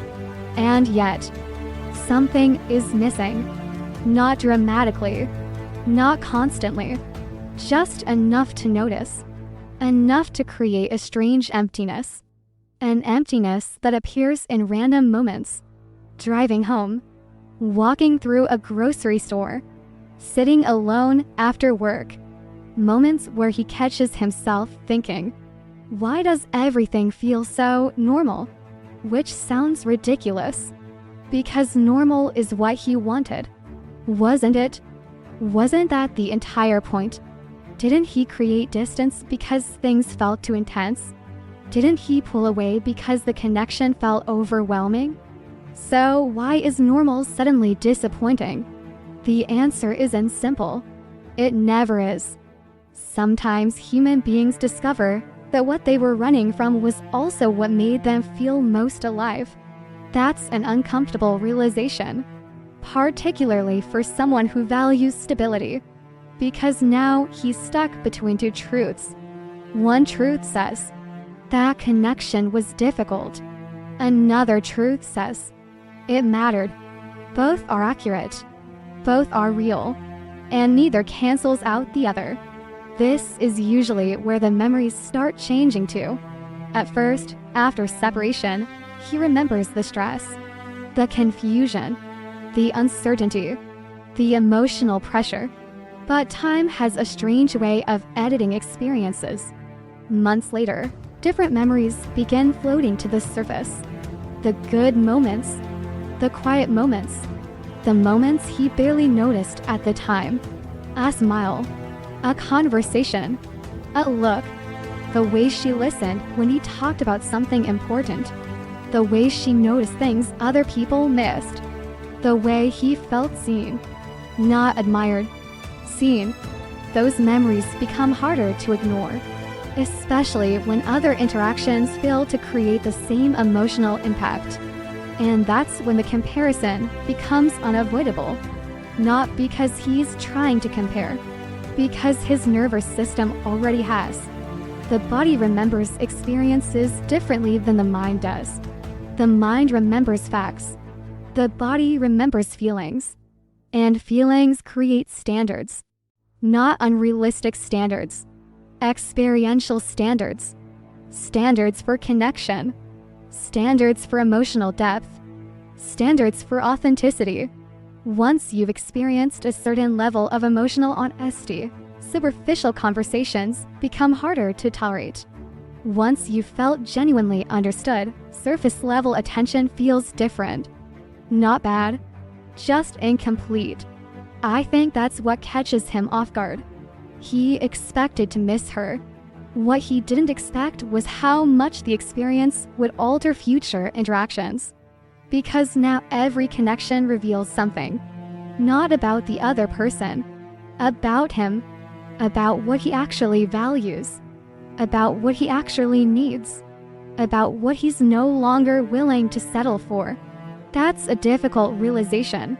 Especially if he spent years convincing himself he didn't need much emotionally. Then suddenly life presents evidence to the contrary. And evidence is hard to argue with. I remember talking to a friend during this phase. He asked me a simple question. One of those questions that sounds casual but somehow lands perfectly. He said, "Do you miss her?" I answered immediately, "No." Too quickly. Way too quickly. He laughed, not in a cruel way, just knowingly. Then he said, "Okay." And that should have ended the conversation. But it didn't. Because the answer kept bothering me afterward. Not because it was completely false. Because it was incomplete. The truth was more complicated. I didn't miss her every day. I wasn't consumed by heartbreak. I wasn't stuck in the past. But I missed something. I missed how real everything felt. I missed the emotional honesty. I miss the version of myself that existed around her. Most importantly, I miss the possibility that I had walked away from something meaningful before fully understanding what it was. That's the thought that lingers. Not certainty. Possibility. And possibility can haunt a person far longer than reality. Because reality has edges. Reality has conclusions. Possibility doesn't. Possibility expands forever. Maybe it would have worked. Maybe it wouldn't have. Maybe it would have fallen apart. Maybe it would have become something extraordinary. He doesn't know. That's what makes it difficult. He doesn't know. And uncertainty has a way of staying alive, especially when feelings never received a proper ending. So he continues moving forward, meeting people, living life, doing his best. From the outside, everything appears normal, maybe even successful. But internally something has shifted. A quiet recalibration, a new awareness, a growing recognition that some experiences don't disappear when the person disappears. Some experiences become reference points, not because they're perfect, because they're transformative. They change how you recognize connection. They change what feels meaningful. They change what your heart responds to, and whether he likes it or not. That connection has become one of those reference points. Not because he planned it, not because he chose it, because something about it reached deeper than he realized at the time. And now, every new connection is teaching him the same uncomfortable lesson. He may have left the experience behind, but the experience never completely left him. And that's becoming harder and harder to deny. There is a moment that arrives much later than it should. Not days later. Not usually weeks later. Sometimes months. Sometimes years. And what makes that moment so uncomfortable is how ordinary it feels when it finally arrives. No dramatic music. No life-changing revelation. No sudden breakthrough in the middle of the night. Just a quiet realization. A realization so simple that it almost feels insulting. Because after all the confusion, all the overthinking, all the distance, all the explanations, he suddenly sees something he couldn't see before. She was never the problem. And the frustrating part, a small part of him probably knew that all along. Not consciously, not clearly, but somewhere beneath the excuses, somewhere beneath the avoidance, somewhere beneath the emotional fog. The truth was waiting, patiently. The truth usually is. The human mind can delay truth, distract from truth, argue with truth, but eventually, truth gets tired of waiting and starts showing up everywhere. I think that's what happens here. The stories stop working. That's really what this chapter is about. The collapse of the stories. Because human beings are storytellers. Especially when we're scared. Especially when we're confused. We create narratives to protect ourselves. Narratives help us organize uncertainty. Narratives help us avoid uncomfortable realities. And for a while, those narratives feel convincing. He tells himself, the timing wasn't right. Maybe it was too complicated. Possibly, I needed space. Fair enough. We weren't compatible. Maybe that's true. Maybe it isn't. The point isn't that every explanation is false. The point is that explanations often become hiding places. Places where difficult emotions go when we're not ready to face them. And eventually, those hiding places stop feeling secure. Cracks begin to appear. The explanations stop matching the evidence. That's when things get interesting. Because reality starts asking questions. Questions he doesn't want to answer. Questions like, if she was the problem, why do you still think about her? If the connection wasn't meaningful, Why are you still comparing experiences to it? If you were so certain, why does uncertainty remain? Those questions are annoying. Painfully annoying. Because they don't arrive when he's emotionally prepared. They arrive while he's washing dishes, driving home from work, walking through an airport, standing in line somewhere. Ordinary moments. That's usually where truth sneaks in. I remember one particular afternoon. Nothing significant was happening. I was cleaning out old files on my laptop, deleting photos, organizing folders, the kind of task people avoid for months. And I stumble across a picture. Not even a picture of her. A picture from a day that included her. That's important. She wasn't even in the image. Yet suddenly the entire memory returned. The atmosphere, the conversation, the feeling, and for some reason, instead of sadness, I felt clarity. Brief clarity. The kind that appears without warning. The kind that disappears if you chase it. And the thought that surfaced was embarrassingly simple. She wasn't the issue. I just sat there, looking at the screen. Because once the thought arrived, 100 other realizations followed. Not instantly, but quickly enough. The defensiveness, the hesitation, the inconsistency, the distance, the mixed signals. Most of them had come from me. Not all. Relationships are never one-sided. Human dynamics are messy. Both people contribute. But I could no longer pretend the problem had been entirely external. That story had stopped making sense. And when a story stops making sense, something else begins. Responsibility. Not blame. Responsibility. Those are different things. Blame says, everything was my fault. Responsibility says, I can finally see my part. That's a much harder conversation. Because blame is dramatic. Responsibility is honest. Honesty rarely feels dramatic. It feels uncomfortable. Especially when it arrives late. Late honesty has a particular kind of sting. Because now he isn't just looking at what happened. He's looking at what didn't happen. The conversations he avoided. The emotions he minimized. The opportunities he postponed.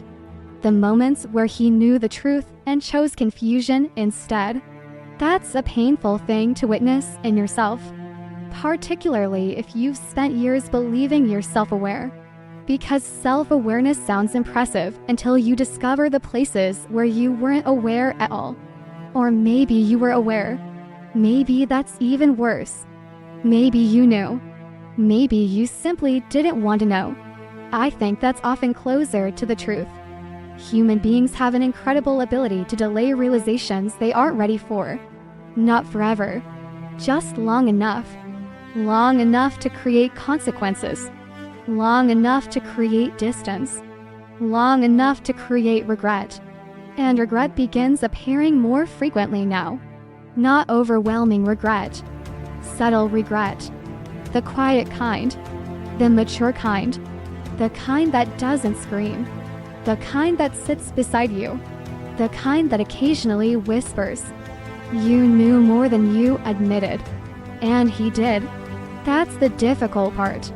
He knew more than he admitted. Not everything. Not perfectly. But enough. Enough to understand that his fear was influencing decisions. Enough to understand that his hesitation wasn't entirely logical. Enough to understand that emotional avoidance had disguised itself as wisdom. I've seen this happen repeatedly. Men convincing themselves they're being rational when they're actually being scared. Women do it too. Human beings do it. But in this story, we're talking about him. The man who kept saying, I just need more time. When what he really meant was, I'm afraid. The man who said, I'm not sure what I want. When part of him knew exactly what he wanted.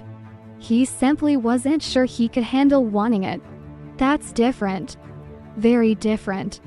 And once he sees that distinction, things begin changing. Not externally, internally. Because now the illusion starts fading. The illusion that distance automatically meant wisdom. The illusion that avoidance protected him. The illusion that waiting would somehow make everything easier. Sometimes waiting doesn't create clarity. Sometimes waiting creates loss. That's another realization arriving here. A painful one. Time doesn't always preserve opportunities. Sometimes it quietly removes them. And that's when another uncomfortable thought appears. What if she wasn't asking for perfection? What if she wasn't demanding certainty? What if all she wanted was honesty? That question can haunt a person. Because honesty was available. Not easy, but available. And he knows that. Deep down, he knows that. Which means he can no longer place all the responsibility on circumstances, or timing, or complexity, or confusion. Eventually, those explanations stop carrying enough weight. Eventually, the mirror becomes unavoidable. And mirrors are difficult. Because mirrors don't argue. They don't accuse. They simply reflect. This is where the emotional maturity begins arriving. Late, imperfectly, but genuinely. He starts realizing something important. She wasn't trying to control him. She wasn't forcing vulnerability. She wasn't creating pressure. Much of the pressure came from within. From his own fears, his own defenses, his own unresolved relationship with intimacy. That realization hurts. Not because it's cruel, because it's accurate. Accuracy has a unique emotional weight. You can argue with opinions. You can dismiss criticism. Accuracy is harder. Accuracy follows you home. Accuracy sits quietly beside your bed at night. Accuracy keeps returning, and eventually he stops fighting it. Not completely, not all at once, but enough. Enough to finally admit something. Maybe she wasn't difficult. Maybe being seen felt difficult. Maybe the connection wasn't overwhelming. Maybe the emotions it exposed were overwhelming. Maybe she wasn't asking for too much. Maybe he wasn't ready to give what was required. Those realizations don't make him a villain. That's important. This chapter isn't about shame. It's about honesty. There is a difference. Shame says, "You're broken." Honesty says, "You were scared." One is destructive. The other is human. And human is what this story has always been. Not a story about perfect people. Not a story about heroes and villains. Just people. People carrying fears they don't fully understand. People making decisions before they're emotionally ready. People learning lessons after consequences arrive. That's life. Messy, awkward, painfully human. And somewhere in the middle of all that humanity, he finally reaches the realization he spent so long avoiding. She wasn't the obstacle. She wasn't the problem. She wasn't the source of the confusion. She simply became the person who revealed it. The confusion was already there. The fear was already there. The vulnerability was already there. The uncertainty was already there. She just happened to be the person standing close enough to see it. And now, for the first time in a long time, he's beginning to see it too. Not through her eyes, through his own. Which means the story is changing. Because once a man stops asking, what was wrong with her? And starts asking, what was I afraid of? Everything becomes impossible to ignore. And that question is exactly where the next chapter begins. For a long time, he thought the fear was about her. That's the easiest explanation. The most convenient one. Maybe she was too intense. Maybe things moved too fast. Maybe the connection was too complicated. Maybe the circumstances weren't right. Maybe he wasn't ready for a relationship. Maybe he wasn't ready for commitment. Those explanations sound reasonable. Some of them might even be partially true.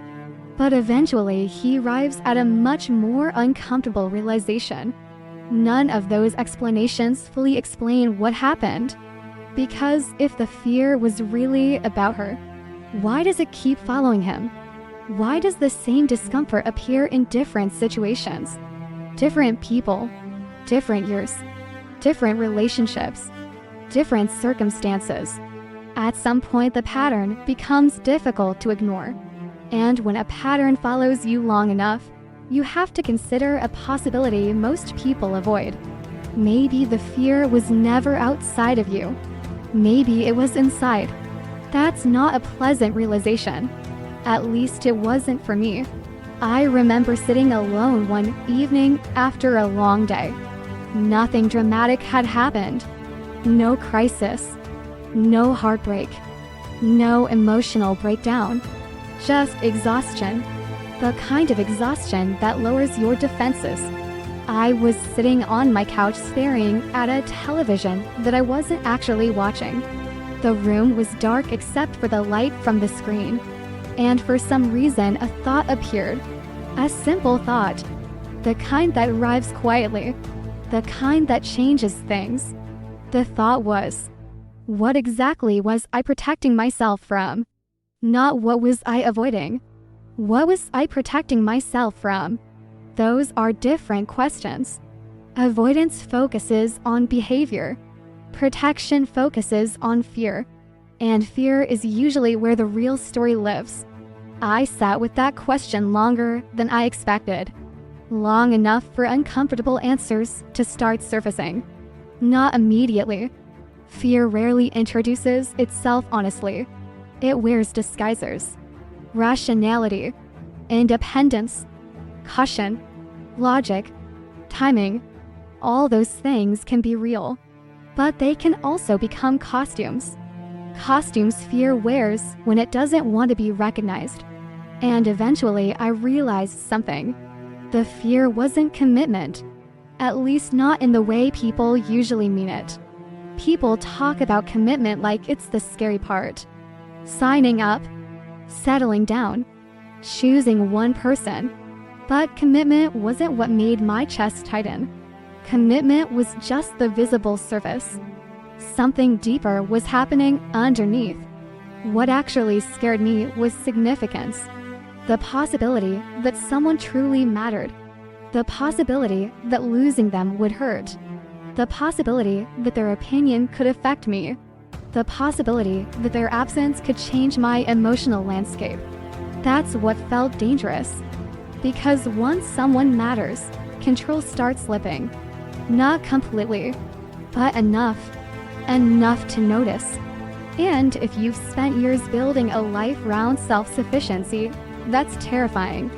People praise self-sufficiency, especially in men.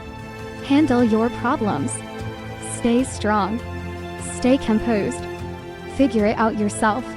Those messages arrive early, sometimes directly, sometimes indirectly. And over time, many men become incredibly skilled at needing very little from other people, or at least appearing to. The problem is that emotional intimacy doesn't work that way. Real connection requires dependency, not unhealthy dependency. Human dependency, the kind where another person becomes important, the kind where their happiness affects you, the kind where their absence leaves a mark. And for some men, that's the scariest thing imaginable, because dependency feels dangerously close to vulnerability, and vulnerability feels dangerously close to loss. So he starts protecting himself, not consciously, automatically. The human nervous system loves protection, even when protection becomes self-sabotage, especially then. That's why so many men convince themselves they need space right when they start caring deeply. The caring creates vulnerability. Vulnerability creates fear. Fear creates distance. Distance creates temporary relief. The cycle repeats. Not because they're stupid, because they're human. And human beings are remarkably creative when avoiding pain. The strange thing is that most fears aren't about the present. They're about imagined futures. That's what makes them powerful. They're invisible. You can't argue with them because they haven't happened yet. You can only feel them. What if this ends badly? What if I get hurt? What if I give everything and it still doesn't work? What if she leaves? What if she stops loving me? What if I become someone who needs her? What if I lose myself? Those fears often remain unspoken, not because they're rare, because they're embarrassing, especially for someone trying to appear confident. Nobody wants to admit they're afraid of caring. It sounds ridiculous, yet people do it every day. I think that's why emotional avoidance is so confusing from the outside. People assume avoidance means lack of feeling. Sometimes it's the opposite. Sometimes avoidance is evidence of how much feeling exists. Not always, but often. The person who feels nothing rarely needs elaborate defenses. The person who feels everything usually does. I remember a conversation with a friend years ago. One of those brutally honest conversations that only happen around midnight. He asked me something simple. Why didn't you just tell her how you felt? I laughed. Because I didn't have an answer. At least not one that sounded intelligent. I could give practical reasons. Timing, circumstances, complexity, distance, all the usual explanations. But deep down, I knew none of those were the real answer. The real answer sounded much less impressive. I was scared. There it was. Simple, uncomfortable, almost childish. I was scared. Not of her. Not of rejection. Not even of failure. I was scared of how much it mattered. That's a different thing entirely. When something matters deeply, the stakes change. Suddenly outcomes become personal. Suddenly uncertainty becomes painful. Suddenly risk becomes emotional. And emotional risk doesn't feel logical. It feels physical. That's another thing people rarely discuss. Fear isn't just mental. The body participates. The body always participates. The racing thoughts, the tight chest, the inability to relax, the constant analysis, the urge to pull away. Those aren't philosophical experiences. They're physical experiences. The body sensing vulnerability and preparing for danger, even when no danger exists, or at least no immediate danger. That's what makes emotional fear so frustrating. The threat is imaginary. The reaction is real. And because the reaction feels real, he trusts it. He assumes something must be wrong. Something must be off. Something must need fixing. So he analyzes, overthinks, creates distance, creates explanations, creates confusion. Anything except the truth. Because the truth feels too simple. The truth is, he cared more than he expected, more than he planned, more than felt comfortable, and carrying exposed fears he thought he had already outgrown. Fears about rejection, abandonment, failure, loss, insufficiency, not being enough. Those fears aren't always obvious. Sometimes they're buried beneath years of success and competence. Success doesn't erase insecurity. It just hides it more effectively. The insecurity remains, waiting, quietly, and then one meaningful connection brings it back to the surface. Not because the connection is unhealthy, because it's meaningful. Meaningful experiences reveal things. That's what they do. They reveal strengths. They reveal weaknesses. They reveal hopes. They reveal fears. And eventually, he realizes something surprising. The fear wasn't really about losing her. Not entirely. The deeper fear was what losing her would say about him. What it would force him to feel. What it would expose. What it would prove. That's where many insecurities live. Not in the event itself. In the meaning attached to the event. Because heartbreak isn't just heartbreak. Sometimes heartbreak activates every old story a person carries. The story that they're unlovable. The story that they're too much. The story that they're not enough. The story that everyone eventually leaves. The story that vulnerability always ends badly. Those stories become powerful, especially if they've been around for years. And suddenly, he understands something. The connection wasn't creating fear. The connection was revealing fear. That's a huge distinction. A life-changing distinction. Because once he sees that, everything starts looking different. Now, he understands why distance never solved the problem. The fear traveled with him. New people didn't solve it. New situations didn't solve it. Time didn't solve it. Because the issue wasn't external. The issue was internal. And internal problems require internal honesty. That's the difficult work. The work nobody applauds. The work nobody sees. The work that happens quietly when a person finally stops running from themselves. That's where he finds himself now. Not enlightened. Not transformed. Just honest. Finally honest. Honest enough to admit that commitment wasn't the real fear. Neither was intimacy. Neither was her. The real fear was standing in front of another human being without all his defenses. Without certainty. Without guarantees. Without control. And trusting that he would survive whatever happened next. That was the fear. Maybe it still is. But now at least he can see it. And once a man can see the fear clearly, he can no longer blame the connection for creating it. Because he finally understands something. The fear was already there. She simply became the first person who made it impossible to ignore. And that realization leads directly to the final truth. The truth he can only admit when nobody is watching. The truth waiting for him in the silence.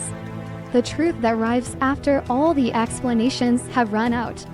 The truth that finally asks one last question. If fear was never the real reason, then what would he say now if he had one more chance to be honest? There comes a point where there are no explanations left. No more theories. No more psychological analysis. No more carefully constructed narratives. No more blaming timing. No more blaming circumstances. No more blaming confusion. Eventually, a man reaches the edge of all his excuses. And beyond the edge sits something surprisingly quiet. The truth. Not a dramatic truth. Not the kind people post online.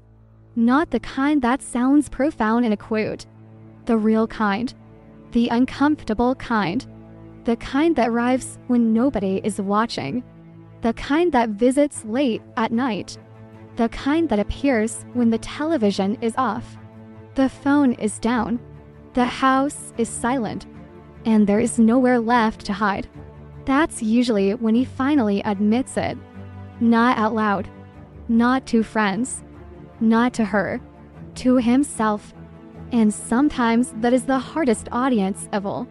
Because by now enough time has passed. The emotional storms have settled. The panic is gone. The confusion is quieter. Life has continued. The world didn't end. He survived. That's important. He survived. Because fear always convinces us that honesty will destroy us. Then life keeps moving and eventually we discover something embarrassing. The thing we were avoiding wasn't nearly as dangerous as we imagined. Painful? Maybe. Awkward? Definitely. But survivable. Entirely survivable. And once he understands that, something softens inside him. Not everything, just enough. Enough to look backward without immediately becoming defensive. Enough to revisit memories without needing to rewrite them. Enough to stop arguing with reality. I think maturity often looks less like certainty and more like surrender. Not surrender to another person. Surrender to the truth. The truth of what happened. The truth of what mattered. The truth of what didn't. And somewhere during that process, he begins remembering things differently. Not because the memories changed, because he did. That's what time does when it's used well. It doesn't erase experiences. It changes the lens through which we see them. Moments that once felt threatening now feel meaningful. Conversations that once felt overwhelming now feel precious. Emotional risks that once felt terrifying now feel necessary. He starts seeing the entire story with new eyes. And that perspective brings grief. But it also brings tenderness. A surprising amount of tenderness. Toward her. Toward himself. Toward the version of both of them who were trying their best with the emotional tools they had at the time. That's one of the most difficult realizations. Nobody was necessarily trying to hurt anyone. People were simply scared. Human beings do strange things when they're scared. They withdraw. They delay. They become inconsistent. They say less than they feel. They protect themselves from things they secretly want. I've done it. Most people have. That's why this story feels familiar. Not because it's rare. Because it's common. Painfully common. The difference is that eventually some people become honest enough to acknowledge it. And honesty changes the memory. I remember sitting in my car one evening after work. Years after a connection I once thought about constantly. The sun was setting. Traffic was moving slowly. Nothing special. One of those ordinary moments that make up most of life. And suddenly I found myself thinking about her. Not with longing. Not with obsession. Just with affection. The kind of affection that remains after the drama leaves. And for the first time, I didn't immediately push the thought away. I didn't analyze it. Didn't judge it. Didn't try to figure out what it meant. I simply allowed it to exist. That felt strangely peaceful. Because some feelings don't need solving. Some feelings just need acknowledgement. Maybe that's the final lesson here. Not every meaningful connection is meant to become a lifelong relationship. Sometimes a connection changes you without staying. Sometimes a person teaches you something without realizing it. Sometimes they reveal parts of you that were waiting to be discovered. And then life moves in different directions. That reality used to make me sad. Now I think it's simply human. Not everything meaningful lasts forever. Not everything temporary is insignificant. Those two truths can exist together. And once he accepts that, another realization arrives. A difficult one. The things he wishes he had said. Everybody has them. The unsent messages. The unfinished conversations. The words that remained trapped behind pride. Behind fear. Behind timing. Behind hesitation. He remembers them. Of course he does. How could he not? Maybe it was. I care about you. Maybe it was. I'm scared. Maybe it was. I don't know what I'm doing. Maybe it was. Please be patient with me.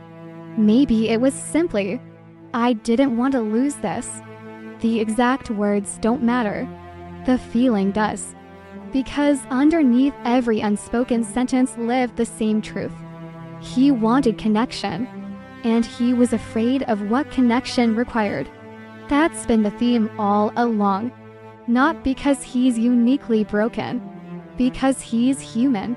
Humans want intimacy. Humans fear intimacy. Often simultaneously. That's the contradiction nobody escapes. And once he accepts that contradiction, self-forgiveness becomes possible. Not complete forgiveness, just enough. Enough to stop punishing himself endlessly. Enough to stop rewriting history. Enough to stop pretending he didn't care. There is freedom in admitting you cared. Strange freedom. Quiet freedom. Because denial requires energy. Honesty doesn't. Honesty simply sits there. Uncomfortable at first, then strangely peaceful. I think that's why the ending of stories like this rarely feels dramatic. The real ending isn't reunion. The real ending isn't closure. The real ending is acceptance. Acceptance that the experience mattered. Acceptance that the feelings were real. Acceptance that fear played a role. Acceptance that mistakes were made. Acceptance that life continued anyway. And within that acceptance, something unexpected appears. Gratitude. Not always immediately. Sometimes much later. Gratitude for the lessons. Gratitude for the memories. Gratitude for the parts of himself he discovered. Even gratitude for the discomfort. Because discomfort forced growth. Not the polished kind of growth people talk about online. Messy growth. Slow growth. Human growth. The kind that happens through mistakes. The kind that happens through regret. The kind that happens after realizing things too late. Late lessons still count. That's another truth he learns. People are obsessed with timing, as if growth only matters if it arrives on schedule. But life doesn't work that way. Some realizations arrive exactly when they're supposed to, even if that's years later. Even if it's inconvenient, even if it hurts, the realization arrives. And eventually he reaches the simplest truth of all. The truth that survived every excuse, every fear, every defense, every attempt to move on. The truth is this: she mattered. Maybe not in the way he expected. Maybe not in the way he hoped. Maybe not in the way the story was supposed to unfold. But she mattered. The connection mattered. The experience mattered. The version of himself that emerged around her mattered. And no amount of distance can change that. No amount of time can fully erase that. Not because she's perfect. Not because the connection was perfect. Because it was real. Real enough to leave a mark. Real enough to teach him something. Real enough to stay. Not in the obsessive way people imagine. In the quiet way meaningful experiences stay.